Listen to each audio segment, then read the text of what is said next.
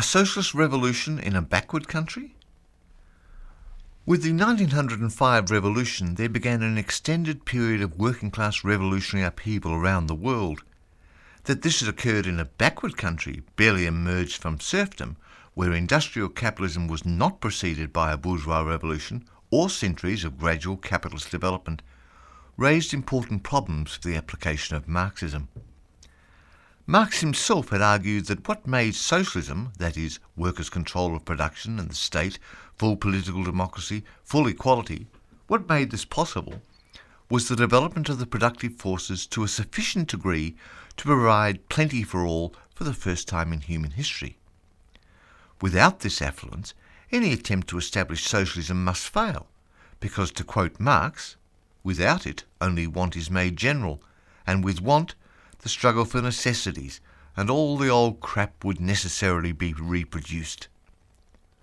Why then did a revolution break out in Russia, and why was it a working-class revolution?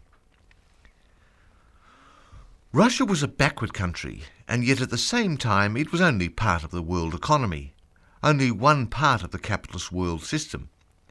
Lenin used the formulation, "the chain broke at its weakest link." The Great War of 1914 to 18 drew in a variety of countries at different stages of development, but demanded of them all the same level of participation. The more backward the country, the more the burden on that country's economy. Russia was first to leave the military field, but for this to happen, a dislocation of the Russian class structure would have to occur. Apart from the war, the higher the general forces of production, the tenser the competition on the world market, the sharper the antagonisms, the madder the race for armaments, the harder it becomes for the weaker participants. This is why the backward countries were the first to collapse. Thus, the war alone was not responsible, for even in times of peace, Russian society would have become the victim of the same contradictions which exploded in 1917. This explains why the Tsarist state suffered shipwreck, but not why a socialist revolution should succeed in a backward country. The breakdown of old feudal Russia should have led to a bourgeois revolution, as in France 1789, rather than into a socialist state. But the development of nations does not repeat itself mechanically. One faction of the Russian revolutionary movement, the Mensheviks, they argue that capitalism inevitably follows feudalism, that the bourgeoisie must be the new ruling class after the Tsarist aristocracy. From this they argued that the task of the revolutionary socialists and the working class was to encourage the bourgeoisie to seize power. This position led the Mensheviks to support the bourgeoisie, even in opposition to the working class. A second view, held by Lenin and the Bolsheviks until April 1917, believed that the bourgeoisie would not seize power from the Tsarist aristocracy, but that the workers and peasants would have to do the job for them. That is, a workers' and peasants' dictatorship would establish capitalism and complete the bourgeois democratic revolution, and thus create conditions for the modern workers' revolution at a later date. Leon Trotsky alone believed that the revolution would have to be led by the working class in alliance with the peasantry, and that it would have to proceed to the creation of a workers' state. To repeat ourselves, history does not mechanically repeat itself, for different stages of civilization approach and intermingle with one another in the life of the one and the same country. In other words, there is a reciprocal influencing of backward and progressive countries. There, in the case of Russia, the pressure of the progressive countries on this extremely backward one. The backward countries must catch up with the progressive ones by borrowing their technology and science. This produces a development which is both combined and uneven. At the beginning of the 20th century, industry occupied a very small place in Russia compared with agriculture. The city bowed to the country, the worker bowed to the peasant. Overall, this meant a low productivity of national labour. In 1914, Russia had a productivity rate 8 to 10 times lower than in the United States. In what exactly did this combined development consist? Almost without highways, Russia began to build railways. Without having gone through the European artisan and manufacturing stage, Russia passed directly to mechanised production. To leap over the intermediate stages is the way of backward countries. Peasant agriculture often remained at the level of the 17th century. Russian industry, however, at least in its type, if it's not its scope, reached the technical level of the progressive countries. For example, the gigantic enterprise with over 100 workers each employed in the US less than 18% of the industrial workers, whereas in Russia it was over 41%. This is not to suggest that Russia was not backward, but it does show the dialectical components that could produce a socialist revolution in backward Russia. This same contradictory character was seen in the class struggle of Russia. Faced with the necessity of keeping pace with the West, the Tsarist government encouraged foreign investment, and the financial capital of Europe industrialised the Russian economy at a rapid rate from about 1880 on. The Russian bourgeoisie, which depended on the Russian state and on foreign capital, particularly British and French, was in no position to initiate a struggle against absolutism and the landed aristocracy. Such industry as existed assumed a large-scale character and an anti-popular character. The foreign stockholders, however, lived outside the country. The workers, on the other hand, were Russian. Against a numerically weak Russian bourgeoisie with no national roots, there stood confronting it a relatively strong, concentrated proletariat or working class, with strong roots in the people and with a high level of class consciousness. They had not years of parliamentary rule and conservative social democracy to spread social and political conservatism. By the late 1890s, huge mass strikes, both political and economic, were taking place, and revolutionary parties were in the process of formation. Nevertheless, the young and energetic working class still constituted a minority of the nation, approximately 25 to 30% of the people. The peasants were about 70% of the people. The reserves of the revolution were in the peasantry, still living in half-serfdom. This was the subsoil of the revolution, for the old feudal system became doubly intolerable under the conditions of the new capitalist exploitation. The peasant communal areas amounted to 196 million acres, and yet 30,000 large landowners, averaging 2,800 acres each, owned a total of 9.8 million acres, as much as 10 million peasants. But a peasant revolt is one of the elements of a bourgeois revolution, and not at all of a proletarian revolution. A class that was not opposed to private ownership of the means of production, but sought it against the large landowners. This was so in the past, but the peasant revolts, particularly from August 1917, did not drive the bourgeoisie forward as they had in France 1789, but backwards into the hands of reaction, dependent as it was on the Russian state and on foreign landholders. The peasants, backward and ignorant, isolated from the centres of power, production and culture, turned to the workers. Had the bourgeoisie been able to meet the peasants' demands, the workers would not have been able to achieve power in 1917. But the Russian bourgeoisie, a cowardly Johnny-come-lately, dared not lift a hand against feudal property. The power to change society therefore became the priority of the workers. For the Soviets, or workers' councils, to come, it was necessary for two different historical factors to come into existence and to collaborate. That is, a peasant war, a movement characteristic of the dawn of bourgeois development, and a working class, a class which announces the decline of bourgeois society. This was the combined character of the Russian Revolution. The peasant, although in revolt, is unable, because of his social situation, to give conscious expression to his indignation. He needs a leader, and he found one in the person of the proletariat. The second great reserve of the workers was the presence of the oppressed nationalities, who were largely peasants. The Tsarist state had grown enormously, subjugating the very backward areas, basing itself on them in order to stifle the more developed nationalities of the West. To the great Russians, some 70 millions, were added some 90 millions of other races. The ruling nationalities that governed Russia was only 43% of the population, while the 50% who made up the various nationalities were at varying levels of legal and economic deprivation. The Russian liberal, as seen in men like Kerensky, is either the agrarian or peasant question.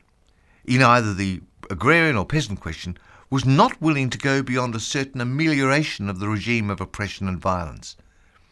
The democratic government of Melnikov and Kerensky, reflecting the interests of the Russian bourgeoisie and bureaucracy, hastened to impress on the nationalities the firm idea: you will obtain what you want only by force.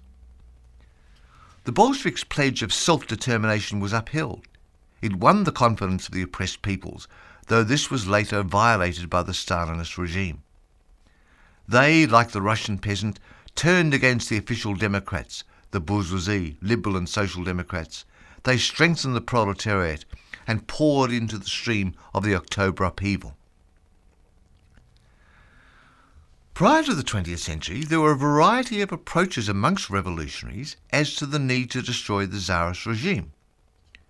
The populists, who later split into two wings, the Levarists and People's Will, had this in common. They believed Russia would not pass through a capitalist stage as did Western Europe, but that socialism could be reached through organisation of the peasantry. They relied on political terror and assassinations and against the Tsarist forces. Lenin, in his The Development of Capitalism in Russia, produced in 1897, proved beyond doubt that Russia would pass through the capitalist stage and would not be different to Europe. Accordingly, said Lenin, to ignore the industrial growth of the 1880s and 1890s would be a disastrous mistake, for it ignored the rapid growth of the working class, who had power way and beyond their size.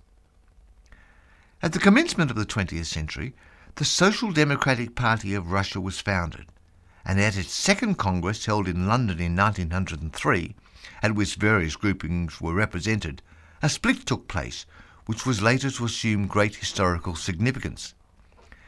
The break took place on the question of who could become a member of the Social Democratic Party.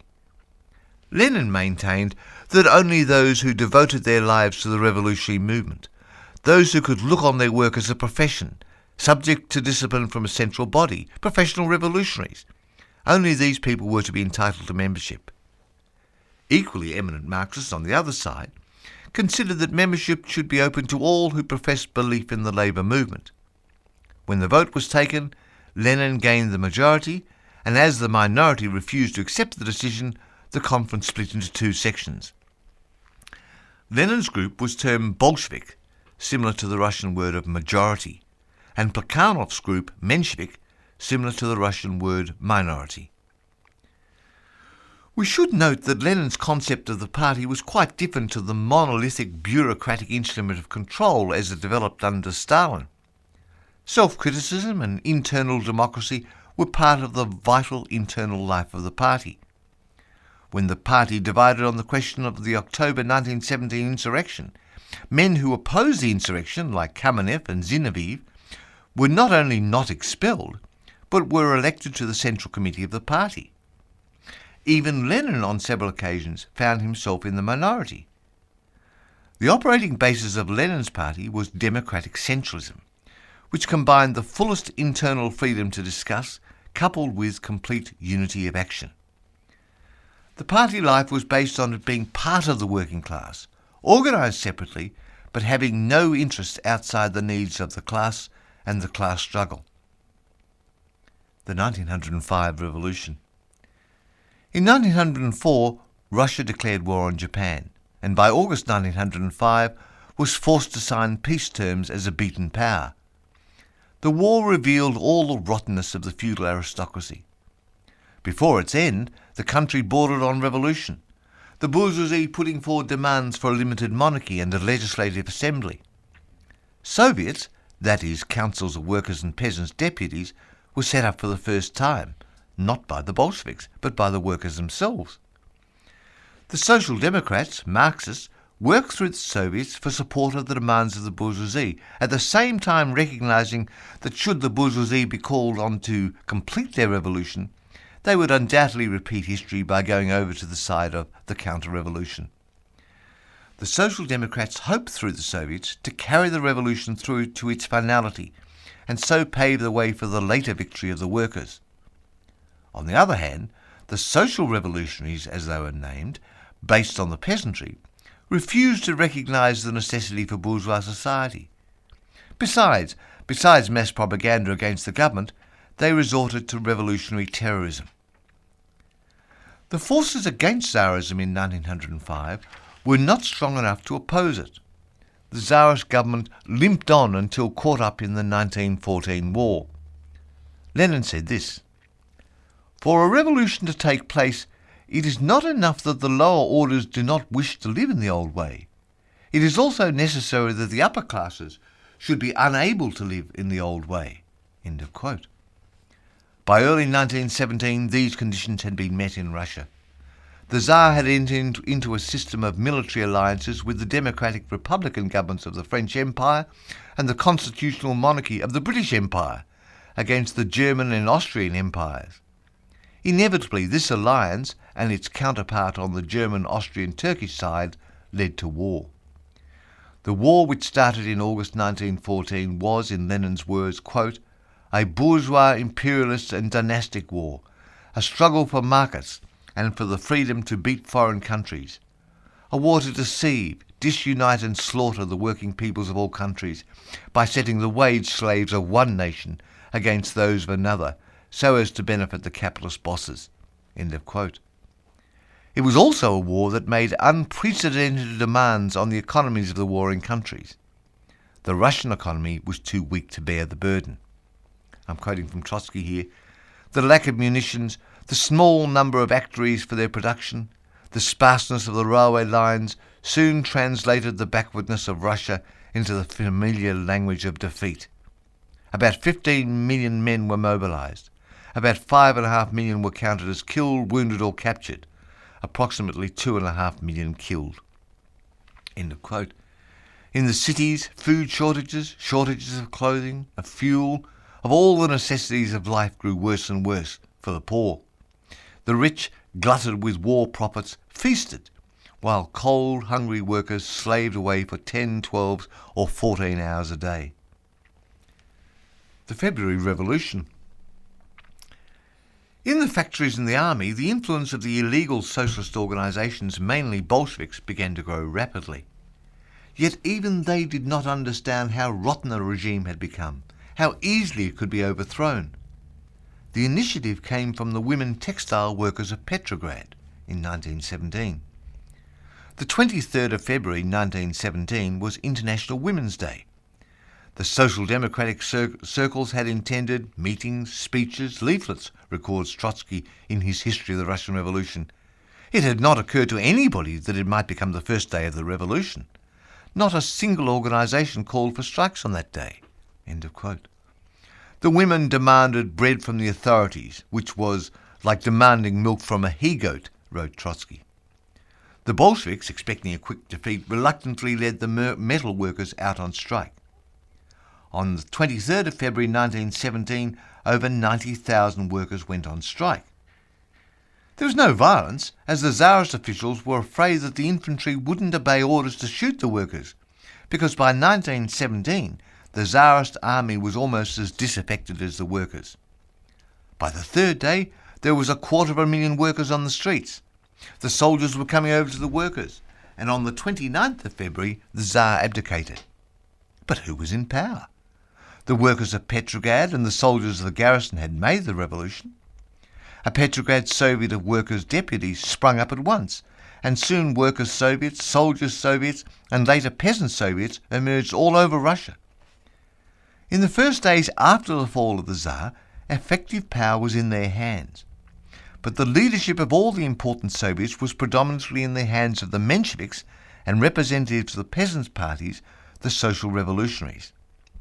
For them, the object of the revolution was a democratic capitalist republic. Russia, they said, was not ripe for socialism. As the workers' representatives are in fact in power, they must hand power back to the liberal representatives of capitalism. A provisional government came into being patched together from members of the Duma, a fake parliament set up after 1905. The government had no other real support, and for the time this was enough. The provisional government was headed by the Tsarist nobleman Prince Lvov. These bourgeois liberals were concerned to restore army order and in the factories, and even to restore the Tsar, though not the discredited Nicholas. They also stood for the continuation of the war, as well as for the submission of Poles, Finns, Baltic and Central Asian people to the royal rule of Mother Russia. There was talk of limited home rule for these peoples, but as with much of the provisional government's talk and that of its so-called socialist supporters, it was a question of waiting for the election to a constituent assembly. When will it be elected? Later on. The Mensheviks increasingly adopted the provisional government's policies. Lenin and Trotsky were in exile, and Stalin, who was editor of Pravda, wrote in March that the Bolshevik attitude was, quote, "Our slogan must be to bring pressure to bear on the provisional government in order to compel them to make peace." Lenin, in his Letters from Afar, rebukes this, stating, "To turn to this government with the proposal of conducting peace is equivalent to preaching morality to the keeper of a brothel." The road to October. In April 1917, Lenin arrived in Russia, and in a speech he declared no support whatsoever to the provisional government. Lenin argued at a Bolshevik conference for overthrowing the provisional government. All power to the Soviets, a revolutionary peace policy, socialist construction at home and international revolution abroad. Lenin had the majority opposed to him within the Bolsheviks, and they argued that pressure should be put on the provisional government to compel them to complete the bourgeois democratic revolution. Lenin threatened to leave the party if his view was not supported, and this won the day. Lenin's view was a change from his earlier views, and was a move nearer to the views advocated by Trotsky in his work Permanent Revolution, published in 1905-7. The question of every revolution is state power. But what advanced in this revolution was a situation of dual power. To quote Lenin, "Alongside the provisional government, the government of the bourgeoisie, another government has risen. The Soviets are workers' and soldiers' deputies, a power based directly on revolutionary seizure, on the direct initiative of the people from below, and not on a law enacted by a centralised state power. The power is of the same type as the Paris Commune of 1871. End of quote. The Soviets were capable of running production, transport and communications, and they represented the real power that could replace the entire capitalist state machinery. But they were dominated by the Mensheviks, that is, Social Democrats, who stood for a capitalist republic, and whose policies would therefore mean the end of the Soviets. The provisional government told the British and French governments that they would not make a separate peace, and so mass demonstrations of over 30,000 soldiers resulted. Only the socialist leaders of the Soviet were able to persuade the soldiers to disperse, and the government begged the Mensheviks and the social revolutionary leaders to join the cabinet, as they had influence over the workers. This they did, and the socialist revolutionaries man Kerensky, as Minister for War, was the main driving force of the government. At first, Kerensky launched a successful offensive against the Germans, but it was doomed. The miserable armies continued to starve and die, while all over the country the railways were breaking down, food lessening, factories closing, speculators flourished as foodstuffs and fuel were secretly sent out of the country to Sweden. A prominent capitalist, Lezonov, said this, quote, "Starvation and defeat may bring the Russian people to their senses. Revolution is a sickness. Sooner or later the foreign powers must intervene, as one would intervene to cure a sick child." End of quote. It was people like this that in July produced fabricated evidence that Lenin and the Bolsheviks were German agents. During June, although the Soviets still had Menshevik majorities, demonstrations in Petrograd carried predominantly Bolshevik slogans. By July, even more formidable demonstrations demanding all power to the Soviets led to a near insurrection in Petrograd. The Bolsheviks tried to contain this spontaneous outburst, because they knew that although the government could be beaten in Petrograd, Russia as a whole was not yet ready. This line was unpopular with many Bolshevik supporters, but once the insurrection began, it was the Bolsheviks who assumed the leaderships. The uprising was put down, a certain demoralisation set in, and a growth in support for anarchist groups. The provisional government seized its opportunity and arrested Trotsky, while Lenin escaped to Finland. The government was again reorganised with a socialist minority, that is, the Mensheviks and the Social Revolutionaries, again with Kerensky as Prime Minister. The effect was short-lived. Soldiers continued to desert, and the military advance turned to retreat. Peasants were seizing the land, and the economic situation continued to deteriorate. By September, the power of the Bolsheviks had almost reached that of the government. The Bolsheviks were now a majority in the Soviets, and governmental decrees were often vetoed by the Soviets. A Tsarist general, General Kornilov, proceeded to march on Petrograd, with some at least of the ministers in league with him. Some Bolsheviks said that there was now a need to support Kerensky's government against Kornilov. Lenin and Trotsky said, yes, we must certainly fight Kornilov, but it would be wrong to support Kerensky. Lenin's policy prevailed, and the Soviets marched against Kornilov with separate ideas and slogans than that of the provisional government. And when Kornilov was beaten, the Soviets were ready to challenge the government. The government then proposed a democratic conference on October the 7th for the purpose of setting up a parliament. This was an attempt to reconcile the Soviets to its power, which many Bolsheviks still supported. They argued that the revolution should and must be lead from the Soviets to the establishment of bourgeois parliamentarism, and that the participation was necessary to complete the democratic revolution. The Bolsheviks, in view of Lenin's insistence, withdrew on October the 10th, 1917, and on October the 16th, the Soviets set up a military revolutionary committee, headed by Trotsky, which became the organ of insurrection.